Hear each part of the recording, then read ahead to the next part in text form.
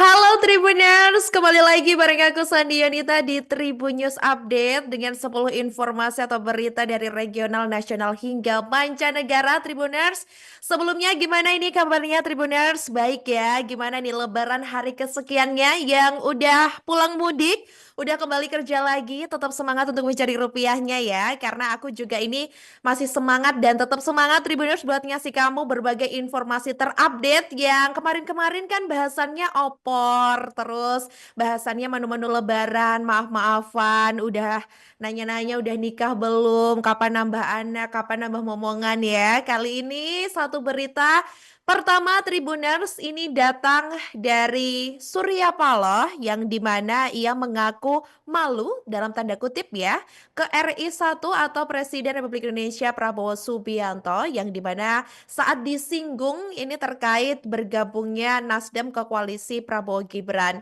Di mana Ketua Umum Partai Nasdem tersebut Tribuners ini mengaku tidak masuk ke kabinet pemerintahan Prabowo Subianto dan Gibran Raka Buming Raka ini karena alasan etika politik.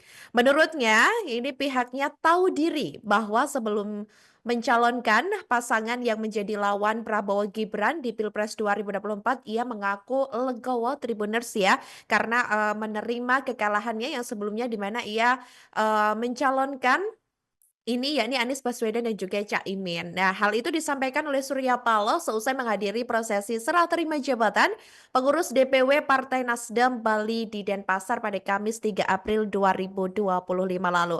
Surya Paloh ini juga mengingatkan bahwa pada pemilu Presiden 2024 lalu, Partai Nasdem ini tidak mendukung pasangan Prabowo Gibran. Oleh karena itu, menurutnya, ini tidak etis jika partainya kini mengambil posisi dalam kabinet pemerintahan sampai saat ini. Dan ini juga dibuktikan bahwa sampai saat ini Nasdem juga tidak bergabung dalam pemerintahan Prabowo Gibran atau Kabinet Merah Putih.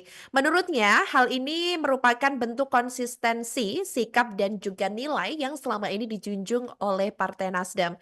Konsekuensi politik ini dikatakan oleh Surya Paloh ini harus dijalani dengan kesadaran penuh.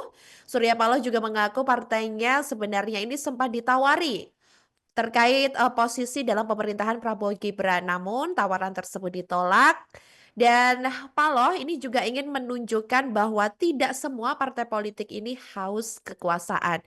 Meskipun tidak masuk dalam pemerintahan, Surya Paloh menolak anggapan bahwa Nasdem ini akan menjadi oposisi. Pihaknya menegaskan Partai Nasdem ini tetap akan memberikan dukungan kepada pemerintah.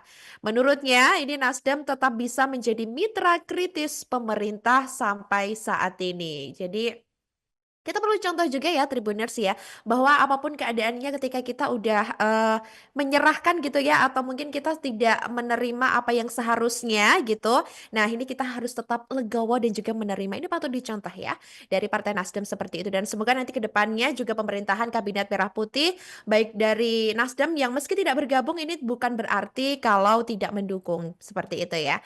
Download Tribun X sekarang, menghadirkan lokal menjadi Indonesia.